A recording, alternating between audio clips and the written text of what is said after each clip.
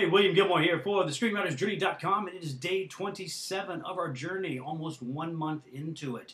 And it's Sunday, so I kind of took the day off and did some relaxing. Went to the gym, did some channel surfing, watching the NFL games. And shortly after sundown, I started feeling guilty that I hadn't done anything to advance the career today. And I thought, do I have to do something? Can I take one day off and not do anything? And then I remembered that promise that I made back on the first day, 27 days ago, and I said I would do something every day on the career. However minor that may be, I was going to accomplish something. So I started thinking about, well, what can I do since it's sort of the end of the day? And I remembered about 2 weeks ago I purchased that webinar package from the Writer's Store. It had 3 webinars and the Hollywood Screenwriting Directory included. And last weekend, I think it was, I gave a review on that first webinar, and it wasn't very kind. That webinar was largely a waste of time, certainly a waste of money. Didn't really get anything out of it all, and it really didn't make me eager to watch the other webinars. So I've been kind of putting them off, but I thought this may be a good opportunity to pull one of those out, and that way I can say I've done something for the day. So I pulled one of them out. This was Corey Mandell's Breaking into the Business Effective Strategies for Launching Your Screenwriting Career. And I am happy to say that this time around, we got a pretty good webinar. There was a lot of great information, and I'll go over that in a minute. Excuse me. Mr. Mandel is an instructor at UCLA, where he also received his MFA in screenwriting. He has worked with a number of studios, including Warner Brothers, Paramount, Disney, Fox. He's also worked with some of the industry titans like Ridley Scott, Wolfgang Peterson, Harrison Ford, and Julia Roberts, among others. So he's got a pretty good track record. Some good street creds there. A lot of his work is unproduced credits at this time, though. Selling screenplays to the studios that ultimately don't get produced, or he's doing rewrites on other screenplays, being brought in as a fixer, things like that. And that's okay, because our goal is to sell the screenplay, and it's up to the producers to actually make the movie. We have no control over that. So as long as you're selling, that's a success, and he is obviously doing that. He also has an online screenwriting workshop that you can either do online, or if you're here in Los Angeles, you can attend it live. The best thing about that, though, is that he did not pitch that series until the very end of the webinar. So instead of an hour and some minutes of pitches interspersed with some information, this was an actionable, information-packed webinar, which was really nice to see. One of the things that he started off with are 3 questions for screenwriters, and they are, how do I know when to sell or present my material? What should I be writing or not writing for Hollywood? And how do I get anyone to even look at my material? And according to Mr. Mandel, most writers ignore that first question completely and just concentrate on the second 2. What should I be writing or not writing, and how do I get someone to look at it? And he says that is a fundamental and often a catastrophic mistake that screenwriters make. And he goes on to explain, and using his own personal experience with it, when he was trying to get into the industry, he had written a script and done 2 or 3 drafts on it, and felt really good about it. He'd been going to a writer's workshop and was getting really good feedback there. He took it to one of his instructors at UCLA. They really liked it and thought, this will sell. You need to take this out. So he was very excited and was ready to go out there and start launching that. He was interning for a manager at that time, and so he approached the manager and said, hey, I've got the screenplay. What do you think? What should I do with it? And the guy said, all right, I'll take a look at it for you. And he read it over a weekend. When he came back, he went, you've got a great idea. You don't have a script. This will not sell in its current state. And of course, Mr. Mandel was like, but I've got all these great recommendations, my UCLA instructor, and I've got the writers group, and all these different people who've looked at it and went, this is great. And the manager said, yeah, but none of them are actually working in the industry, and what the industry is actually looking for is different than what people on the outside sometimes think it is. Because I tell you what, why don't we get a couple of industry readers? These are people who are actually working for the studios and production companies who read the scripts and see what they think now and then give it coverage. Coverage is basically an analysis of your script by professional readers at the studios or production company level, and they will, go through the plot and sort of outline it and give a synopsis of it, and at the end they will grade it and give it a rating, either recommend, consider, or pass. And obviously, we don't want to get a pass; we want to recommend. 99% of all screenplays that are submitted get a pass. 99%. And Mr. Mandel says that's because they're simply not ready to be presented. So you may be thinking, well, so I've submitted it to one agent and they pass on it, or one production company and they pass on it.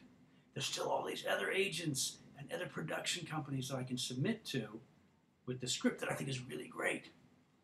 And the problem with that is once somebody does coverage, this is what Mr. Mandel's telling us, is that coverage gets put into a database that is then accessible by all the other agents, all the other production companies, and all the studios. So once that coverage has come back past one time, it's there for everybody to see. So if you submit to another company, the first thing they're going to do is check to see if coverage has been done on it before, and they're going to see it's got a pass. So they're going to pass on you right there. You've already scuttled that project before you've even really gotten a start, and possibly even your career, because if you're already getting passes, why are they going to waste time looking at you when they got 500 million other people lining up wanting to present stuff? So he really stresses very, very strongly not to submit that material until it's ready. And in his case, he took his manager's advice and hired several industry readers under the table to give coverage on his script. And that way the coverage would not be entered into the database, only he would see it. And all three readers came back with a pass. It was not acceptable for their standards. This is a script that had been praised by a UCLA writing instructor, the workshop, other people, trusted writers in the industry, met their requirements, but didn't make the industry's requirements. And if he had submitted that, he would have he could have jeopardized his own career. But the manager said, I like the idea. I think you've got something here. And if you're willing to work with me, I will help you, and we will see what we can do with the script. And so over the next 2 years working with that manager, Mr. Mandel rewrote that script 28 times before he finally came up with the draft that the manager went, now it's ready. Let's hire some more industry readers and get them to look at the script. All three of them came back with a recommend, the top level you can get. So at that point, Mr. Mandel started to market the script, and then 2 or 3 weeks he had an agent with ICM, and the script was bought by Ridley Scott. Ultimately not produced, but it's a sale to Ridley Scott, and you got an agent at ICM. Not bad. So he really stresses you've got to pay attention to that first question. How do I know when my material is ready? And his recommendation is to get an industry reader to give you coverage. Now, he does not recommend going to one of the large sort of farm operations that do coverage, something like Coverage Inc. or a lot of the screenplay competitions have coverage that you can buy. And he recommends against that because you don't really know who those people are. They're not necessarily in the industry per se. They could have really great credits. They could be instructors from major universities. They could be accomplished writers in their own right. But they are not necessarily working in the industry, and so may not have the same viewpoint on it that someone in the industry would. So he really recommends trying to find somebody in the industry, working as a reader for a studio or production company. Unfortunately, he doesn't really say how you find those readers, and that was the one thing that I was really missing that I wanted to, the information that I wanted to get. He goes on with a number of things throughout this webinar, talking about the different tools that screenwriters need, compelling conflict. One of the biggest things that screenplays don't have is compelling conflict, or it has a very passive hero, protagonist. So you've got to work on that. Creative integration, integrating the conceptual and the intuitive. Some writers are very intuitive and really concentrate on developing characters. They got these great characters, but they don't have a lot of story or conflict. Others come up with a great concept and got this idea, but their characters are kind of flat and two-dimensional. So you've got to learn to do both and combine this. And he talks on ways to strengthen the muscles for each of those attributes. And also organic story structure. And this was something that I found very interesting. A lot of screenwriters, and myself included, have looked at the movies that are out there right now and you go, wow, my script that's in the genre is far better than this one that Hollywood made. Why can't I get anyone to look at my piece, or why is mine not being accepted? And Mr. Mandel says, what a lot of screenwriters don't understand is that when they're looking to hire you, they don't necessarily want to see a script like they do. They want to see something original and different. So you can kind of get away from that 3-act structure and the many different paradigms like Save the Cat, which, of course, I've been concentrating on very hard for the past month and fitting that paradigm to my script, or fitting my script to that paradigm, I should say. So a lot of times they will pay you to write that 3-act structure with all those plot points in the proper positions, but they hired you because you had something original and creative. He says if you go back and look, say, the last 4 or 5 years and look at all the writers that have broken into the industry, it's the script that was different and outside the formula that got them in. Once they're in, they're expected to write that formula. So it's sort of almost a catch-22. You're going back for that. Got to write this so I can write that. And if I write that they want, they're not going to hire me. It's bizarre. But it makes sense. And anyone had explained it to me like that before. So I thought that was very valuable. So I can actually go back and look at some of my scripts that are sort of outside the formula and go, okay, maybe I should be reworking these. That's not to say that you shouldn't be learning that paradigm and those formulas, because that's what you'll be expected to write once you start getting hired. But that was another big strong point and a big lesson for me to have learned on that. Let's see, what else did Mr. Mandel talk about here? How do you get an agent? Well, the easiest way to get an agent is to have a manager. Well, how do you get a manager?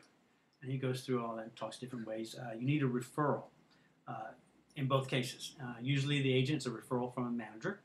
But to get the manager, you need a referral either from another writer or maybe a screenplay competition that you've won. If it's a big competition, that could be a good referral to get you in.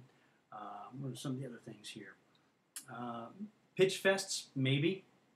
That might be a way of getting in.